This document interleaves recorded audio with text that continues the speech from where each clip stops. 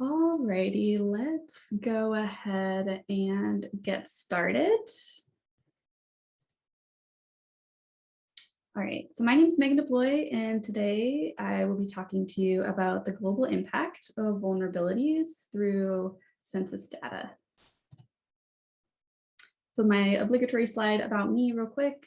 For the last 7 years, I've been working in the information security for human rights space, starting out in security education, focusing on changing practitioner behavior so that users are making more secure choices online, using different technologies. Pivoted then over to organizational security, running programs focusing on assessing an organization's security posture, and then designing risk reduction strategies for more resiliency in the civil society space. And then ending over in threat intelligence land and threat information sharing, incubating a few threat labs in different places around the world and facilitating deeper threat info sharing across civil society groups. But today I work for Censys, and at Censys I do a few things. I work on our Censys Labs research and lead some of those activities over there, as well as support some of our product pieces. So we just recently produced our first cloud security research paper, Cloud Misconfiguration Mayhem. If you haven't checked it out, you should. Really looking into practitioner misconfiguration challenges on a variety of different cloud providers using our Censys data. I also am finishing up my degree in systems security, and I am an affiliate board member of the Women in Cybersecurity chapter here in San Diego. We won't be doing a Q&A session today, but please do reach out if you have any questions about any of the material we cover here. Reach out to me on Twitter, reach out to me via my email. It's megan@censys.io. And with that, let's get started. So really the roadmap for today is going through and really understanding the problem, why vulnerabilities are happening and why they're happening at such a high rate, why they will continue to happen in even greater numbers. So really need to understand that problem set before understanding why with Censys data, it can be really valuable to understand the impact of these vulnerabilities around the world. We'll go through some specific case studies. We'll look at SolarWinds, we'll look at Microsoft Exchange, and we'll look at an even more recent, very fresh vulnerability, suite of vulnerabilities or grouping of vulnerabilities for Exim mail servers. And then we will wrap up with a quick sort of brief takeaways, or hopefully takeaways that you get from this presentation. And with that, let's jump in. So why are we talking about vulnerabilities in the first place, right? Why are we doing it? Why are we talking about this? So the short answer is really technology. And the longer answer is that software, if part of that technology, is everywhere. The world today is made up of software. And every time I think about this problem and why my Slack CVE feed is flooded every single day with new vulnerabilities that are dropping and being released into the wild, I cannot help but think of Bruce Schneier's explanation about how patching is this failing paradigm. And he basically says we have two options. We can either get it right the first time with software through good design and good development practices, or we have the second option, right? Fix things quickly when problems happen in software. And really he concludes, and I think most of us practitioners live this every day, that we really can't do the former. We are stuck in this reality and all these constraints to ship things fast, get code and features to customers, to make them happy, to get value, to also make sure that the product and the company is making money. So we're stuck figuring out the latter. How do we fix things as quickly as possible when software goes wrong? And so that's really the state of the world today. We have so much software, we can't do it right the first time. So it's a race around patching, and speed is of the essence when software does go wrong. And we have to patch before a threat actor exploits that vulnerability in our system. So if we accept that we're in the second paradigm, as practitioners, we live it. We know vulnerabilities are being dumped by the truckload every single day. We know that speed is really of the essence. And what do we need to know as security practitioners when a vulnerability drops in the wild? Well, first off, we have to know if that vulnerability impacts us. And if it does impact us, we need to be able to take action quickly. And again, we're in this race against us quickly patching and fixing things, and a potential bad actor exploiting that vulnerability. And really what this comes down to is we really need three things to be successful in understanding impact and being able to take action quickly. We need visibility, we need monitoring, we need actionable information. So when we talk about visibility, we have to have some source of truth we can go to and say, yes, no, we do or do not have this software running in our system. We need to ensure that we're seeing everything, all of our assets and things we're trying to protect, especially those things that are connected to the internet. And why is that? Because things that are connected to the internet are directly accessible to those bad actors and threat actors that are trying to target us. They're able to poke, they're able to prod, and they're able to try their exploits out directly onto your system. So second, we need monitoring. So not only do we need to make sure we see everything that's ours on the internet, but we need to monitor those things continually and make sure that we're checking for changes. Things like cloud instances being spun up or down and changes to the system, like software versions or exposed services. And this really comes down to accurate data and an accurate inventory of the things that you're trying to protect. If you don't have accurate data, you don't have an accurate sort of source of truth, your attack surface is outdated, it's inaccurate, it's stale, and you don't know exactly if something impacts you or not. And thirdly, so we need actionable information. I've been on the receiving end, like I'm sure many of you, of receiving a link to a CVE without any further explanation many times. We know this is not helpful. Actionable information really means information that helps defenders identify potentially vulnerable systems in their environment, a way to validate that patch status or vulnerability status, and then how to proceed with remediation. So as we go through each of these use cases that I'll talk about in each of these investigations that we conducted here at Censys, analyzing them and then notifying our potential customers, this is really the criteria that we tried to set for ourselves to ensure practitioners can quickly understand the impact and take action. So before we jump into some examples and use cases, I did want to set the scene with where we are in terms of vulnerability, the vulnerability landscape. Tenable produced a great report just January of this year. I pulled a lovely graph from that report. But overall, we can kind of see a clear trend that vulnerability problem is increasing. In 2020, there were over 18,000 vulnerabilities that were identified. Nearly, consistently increasing from the last 5 years. So we know that not all vulnerabilities are equally dangerous or impactful. So to break it down a little bit further, this company called RedScan produced some analysis on vulnerabilities of 2020 and found that 57% were high or critical, and that 70% actually expose a network-based attack vector. 70% of vulnerabilities exposing a network-based attack vector is quite concerning, especially as we've seen it through our own research related to cloud security. We know that VPS configurations or virtual private server configurations in the cloud are very common. People are not configuring things to the best practices that we really know are tried and true, and hardening things so that it makes it more difficult for attackers to be successful in their attacks. Network is really this critical and vulnerable piece of the attack surface that we know is a really big problem area for a lot of practitioners. So now to the good stuff, some examples and some case studies we can go through. First up, SolarWinds. So a big caveat here is we're not going to talk about the details of the attack. We think that there are lots of great experts that have done that.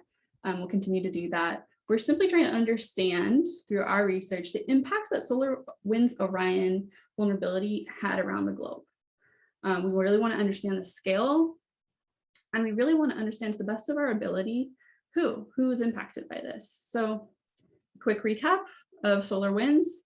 that was a vulnerability that was exposed by FireEye in December 13th of 2020.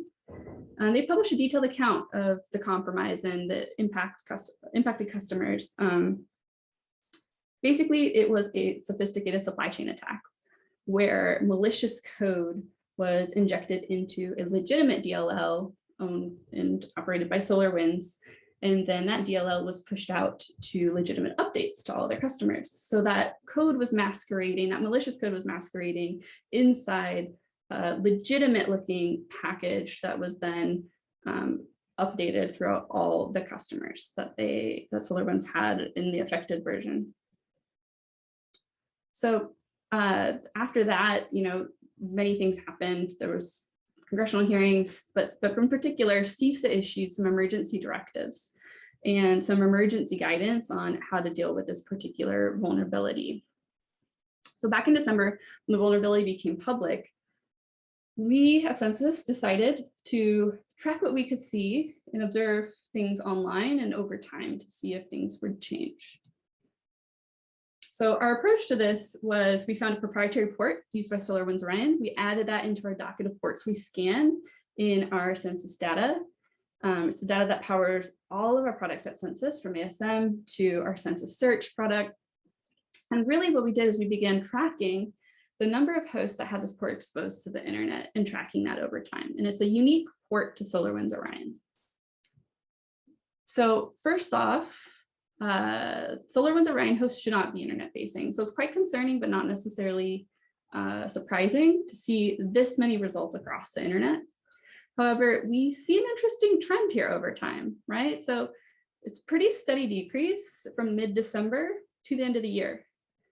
But then all of a sudden we see it increase again, and it actually increases to a greater number than when we first started observing this data in mid-December. And so we hypothesized as a team that really this decrease and later uptick is really due to a two-part phenomenon. We would kind of guess, that organizations, as soon as especially when the CISA directives are coming out, are taking things off their SolarWinds offline and tearing them down, rebuilding them or patching them and bringing them back online. So that's one hypothesis we had. And our other hypothesis here is that organizations maybe that had them offline to begin with, doing the same process of taking them down, patching them, and then putting them back online, or potentially misconfiguring them when they're going back online. And that misconfiguration is leading to this uptick of even greater SolarWinds Orion hosts all over the internet than we saw back in mid-December. It did start to plateau at the end of January. January 31st, we saw 1,524 Orion hosts. And so because things were plateauing, we decided not to continue tracking. But really, this is a good example of how this data can be used to show trends and used to show a story and used to ask questions that we can then hypothesize about in terms of understanding the problem sets that practitioners are going through when things like this occur. But what does this look like from a global perspective, and specifically locations around the world? So point in time again analysis, we plotted all those IPs onto a map on January 30th, 2021. This is where that map is from, around a month and a half after the initial public notice by FireEye. And this is what we found again. So the top 5 countries, the percentage of Orion hosts that are located in each of these countries. It turns out that exposed SolarWinds Orion hosts are not equally spread out across the world. We see very clearly with Censys Data that the majority of these hosts are actually located in the United States. So we took a sampling of these host IP addresses, all of those US IP addresses, and identified the following industries. So we already knew government organizations were impacted, but we also found industrial goods and services were impacted, consumer services, retail, healthcare, technology, and telecommunications, as well as real estate organizations were all industries impacted by the SolarWinds Orion, potentially impacted by SolarWinds Orion. So next up, we're going to talk a little bit about Microsoft Exchange. Again, this happened in March. It feels like so long ago because so many things have happened since then, but really that was just a couple months ago. Note again here, we're not talking details about the particular vuln. We're really interested in impact from a census lens or census perspective. So on March 2nd is when Microsoft released several security updates that patched critical vulnerabilities, and they're listed there. And those vulnerabilities impacted a few different versions of Microsoft Exchange Server 2013, 26, and 2019. They then released an additional update for Exchange 2010, but we're going to really focus on the 2013, 26, and 2019 versions and the specific builds that were affected by those CVEs. So there were 5 different builds there, 1 from 2013, 2 from 2016, 2 from 2019. So again, point in time analysis, March 9th. Point in time analysis from March 9th, and apologies that this is a bit small. Make sure that you can see specific numbers in just 1 second. But the point of this graph is to really understand the sprawl of builds in the bucket of 2013, 26, and 2019 versions. And I've boxed up there in red the specific builds that were affected by the vulnerabilities that Microsoft, by the vulnerabilities released. So you can see at first glance, at first high level glance, that it's clear the builds affect the builds that are most observed on the internet are actually the builds that were affected by the CVEs. So that was pretty concerning. And the most common builds that we saw across the entire internet, again, of 2013, 2016, 2019 versions, were the 2013 CU23 build and the 2016 C19 build. All right, so here's sort of the double-click breakdown of these build versions that we're seeing across the internet. You can see the number of total servers that we observed with Censys Data, and then you can see the percentage of total out of the 2013, 2016, 2019 version. So again, the majority of builds within that bucket, around 57%, were impacted by these CVEs that were released. So that's pretty significant. Other ways to slice it and dice it and to understand the impact, we took a look at cloud providers. And now this was quite surprising, and that is that OVH, number of Exchange servers on OVH within that 2013 to 2019 bucket were much higher than on the Azure CSP. And maybe this wouldn't surprise people running a lot of Microsoft and OVH land, but I definitely assumed Azure would be and have been the top contender here. But we have Azure as second. We have Hetzner online coming in third, really close with AWS. And then the top 5th provider that we found was called Contabo. And of course, we also looked at the global spread of where these Exchange hosts are in the world, point in time analysis on March 9th. So a continuation of our analysis from that day. And once again, the majority were found to be in the United States with around 1/5, so around 22% of Exchange servers located in the US, 12% in Germany, 7% in the UK, 5% in the Netherlands, and 4% in Russia. And a final example and walkthrough that we'll go through is the very recent, like just a few days ago recent, Exim mail server vulnerabilities that were discovered by Qualys, discovered and reported on by Qualys. So on May 4th, Qualys released a research about their discovery of 21 vulnerabilities, of which 10 can be exploited remotely. And the interesting thing about this was that it impacted really all versions of Exim mail servers. I put a direct quote here because this is really fascinating, that most of the vulnerabilities discovered by the Qualys research team affects all versions of Exim going back all the way to 2004, going back to the beginning of its Git history 17 years ago. And that's pretty incredible. Why are mail transfer agents a target in the first place? It kind of goes back to those juicy targets that are already exposed to the internet. Anything exposed to the internet, again, is available for an attacker to poke, prod, and potentially exploit.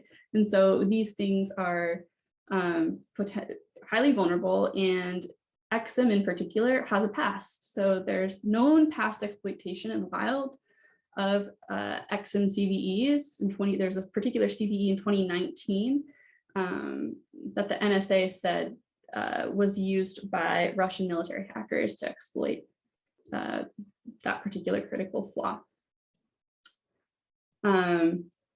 And what else can we say about this? So just again, a quick recap: 21 vulnerabilities, 10 remotely exploitable.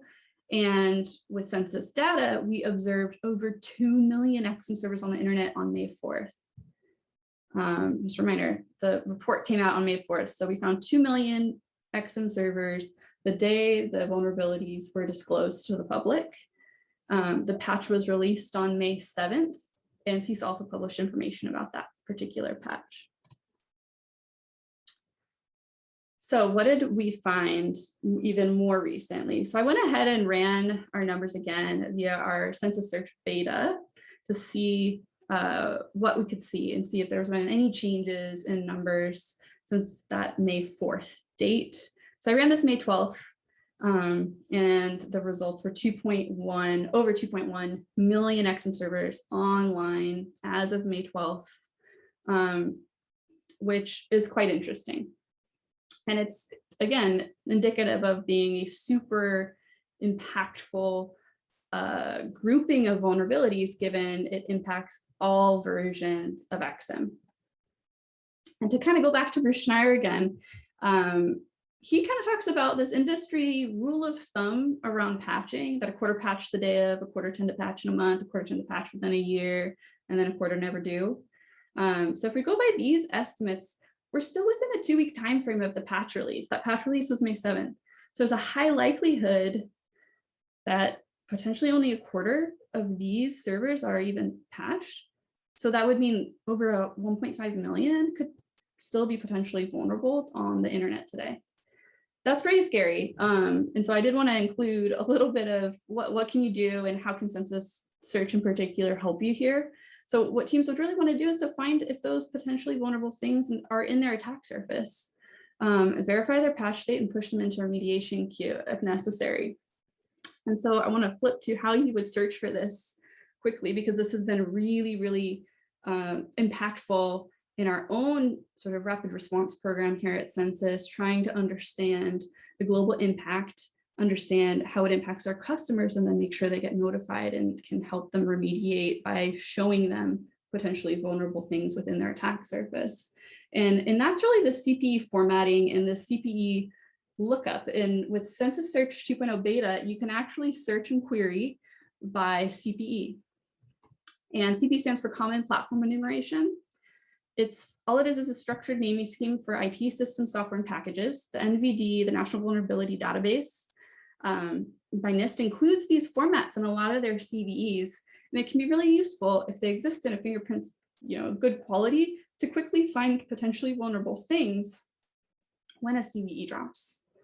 Then you would go ahead and add on to this query, build out this query to search for this within your maybe known IP ranges, and then pull those results, if any, and throw them into your VM tool, your vulnerability management tool, to then validate if something is indeed vulnerable.